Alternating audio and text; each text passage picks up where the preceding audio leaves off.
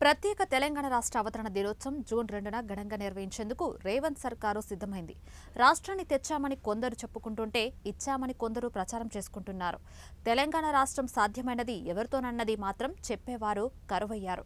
5 దశాబ్దాల కాలంలో 4.5 కోట్ల ప్రజలు అనేక రూపాలలో సాగించిన అసమాన పోరాటాల చరిత్ర మరుగున పడిపోతున్నది.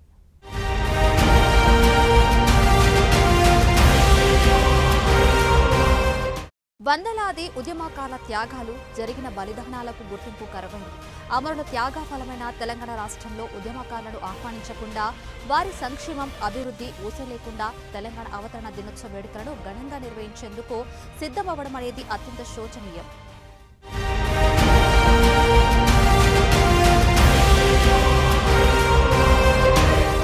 దేశ చరిత్రలో తెలంగాణకు సుస్థిర స్థానం ఉంది. పలు రకాల ఉద్యమాలకు, విప్లవాలకు నాంది పలికి బాటలు వేసిన నేల ఇది. అత్యంత చైతన్యం, త్యాగగుణం కలిగిన వీరుల కన్న గడ్డ ఇది. స్వాతంత్ర ఉద్యమంలో, విప్లవోద్యమంలో చరిత్ర సృష్టించిన ఘనత దీనికున్నది.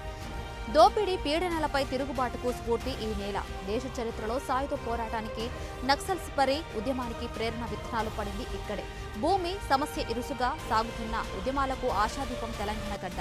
ప్రజాస్వామిక ఉద్యమాలకు పట్టుకొమ్మ, ఆత్మగౌరవం పోరాటాలకు నిలువెత్తు నిదర్శనం తెలంగాణ.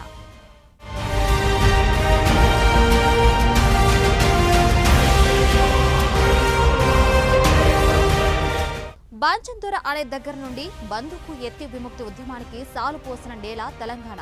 సాయుధ రహితంగా పోరాటంతో భారతదేశ చరిత్రలో ప్రపంచ కమ్యూనిస్టు ఉద్యమంలో కొత్త పొంతలు తొక్కించింది తెలంగాణ.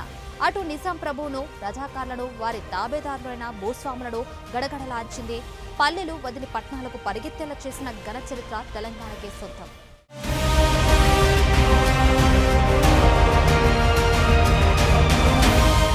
దేశ స్వాతంత్ర్యం అనంతరం భాషా ప్రయుక్త రాష్ట్రాల పేరుతో ఉమ్మడి రాష్ట్రం ఏర్పాటు చేసిన తర్వాత దగాపడ్డ ప్రాంతం తెలంగాణ.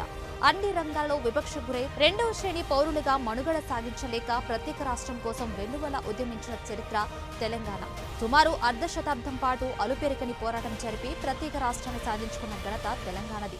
అనేక పోరాట రూపాలు, వందలాది త్యాగాలు, లెక్కలేనని బలిదానాలతో ఏర్పడిన రాష్ట్రం తెలంగాణ.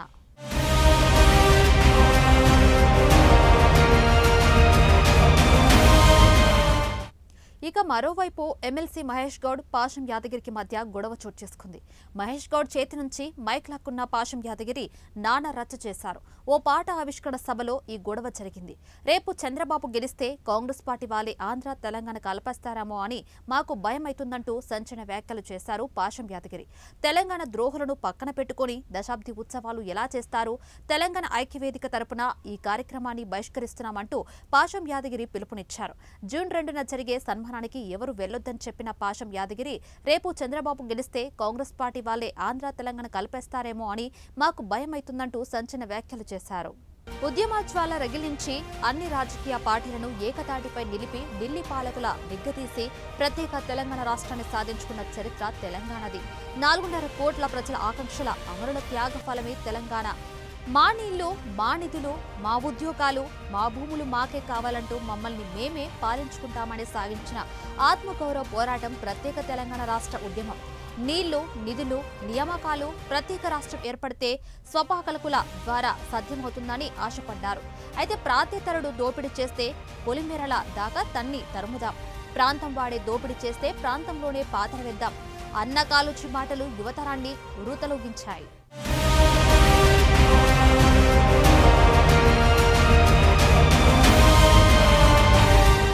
తెలంగాణ ఐక్య కార్యాచరణ కమిటీ, తెలంగాణ ప్రజా ఫ్రంట్ వంటి ప్రజా సంఘాలు ప్రజలను కదిలించాయి.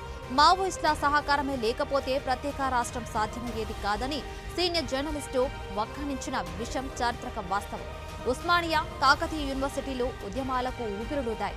కవుల రచనలు, కళాకారుల ప్రదర్శనలు, రచయితల రచనలు ఉద్యమానికి చైతన్య రూపాన్ని ఇచ్చాయి. ఉపాధ్యాయులు, మేధావులు, విద్యార్థులు ఉద్యమాన్ని ముందుండి నడిపించారు. జర్నలిస్టులు, డాక్టర్లు, లాయర్లు అండగా నిలిచారు. కార్మికులు, రైతాంగం తోడవడంతో తెలంగాణ ఉవ్వెత్తున ఎగిసిపడింది. నిరాహార దీక్షలు, రైల్ రోకో, రాస్తారోకోలు, సకల చెడుల సమ్మె, మిలియన్ మార్చ్, సాగర హారాలు, బంద్లు వంట వార్పు వంటి ఉద్యమ రూపాలెన్నో తెలంగాణలో నిత్యకృత్యమయ్యాయి.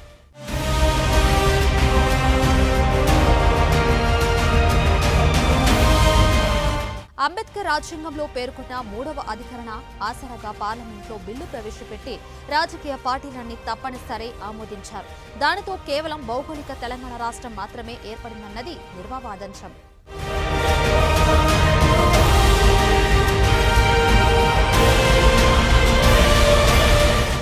ప్రత్యేక రాష్ట్రం ఏర్పడితే తమ సమస్యలన్నీ తీరుతాయని ప్రజలు కలలుగన్నారు. కానీ ల్యాండ్ మాఫియా, ఇసుక mafia, liquor mafia, education mafia, మట్టి మాఫియా, గ్రానైట్ మాఫియా ఇలా అన్ని రంగాల్లో మాఫియా కూరలు సాచింది. తెలంగాణ వడులన్నీ దోపిడీకి గురయ్యాయి. పాలకుల హామీలన్నీ ఎండమావులయ్యాయి. ఉత్తర తెలంగాణ అంతటా విస్తరించిన సింగరేణి ఓపెన్ కాస్ట్ మైన్ల సమస్యపై ఎలాంటి హామీ లేదు. Kazipet railway coach factory, Bodhan sugar factory, Sirpur Kagaz Nagar కాగిత పరిశ్రమ, బయ్యారం ఉక్కు ఫ్యాక్టరీ, నిజామాబాద్ పసుపు బోర్డు ఏర్పాటు ఎక్కడ వేసినా గొంగడి అక్కడే అన్న చందంగా ఉండిపోయాయి. ఫార్మాసిటీ రద్దు హామీ నెరవేరలేదు. మహబూబ్ నగర్ లో నిర్మిస్తున్న ఇథనాల్ ఫ్యాక్టరీ నిర్మాణం జరుగుతూనే ఉంది. ప్రజాస్వామ్యం పరడవిల్లుతోందన్న ఆశ ఆచరణకు నోచుకోలేదు. ఉమ్మడి రాజధానిగా హైదరాబాద్ కొనసాగడం ఇంకెంత మాత్రం సబబు కాదని ప్రభుత్వం గుర్తించారు. ప్రజల స్థితిగతుల్లో పెద్దగా మార్పు లేకుండానే ఇంతకాలం తెలంగాణ అవతరణ దినోత్సవ వేడుకలు ఒక తంతుగా మాత్రమే జరుగుతున్నాయి.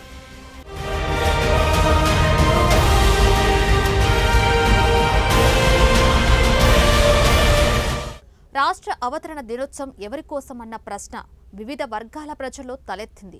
తెలంగాణ అవతరణ దినోత్సవం ఒక ప్రహసనంలా మార్చడాన్ని ప్రజలు జీర్ణించుకోలేకపోతున్నారు. ప్రజల కలలు కలవడమే ఇందుకు కారణం. ఇలాంటి ప్రత్యేక పరిస్థితుల్లో అన్ని వర్గాల ప్రజలు, ప్రజాస్వామికవాదులు, బుద్ధిజీవులు మరో స్వతంత్ర పోరాటంలా ప్రజాస్వామిక తెలంగాణ సాధన కోసం ఉద్యమించాల్సిన పరిస్థితులు నెలకొన్నాయి. ఇప్పటికైనా పాలకులు ప్రజల ఆకాంక్షలను గౌరవించి ఆశయాలను నెరవేర్చలేకపోతే దేశంలోని అత్యంత చైతన్యవంతమైన తెలంగాణ ప్రజలు సహించరు, క్షమించరు కూడా. ఇది తెలంగాణ చరిత్ర దాటిన సత్యం.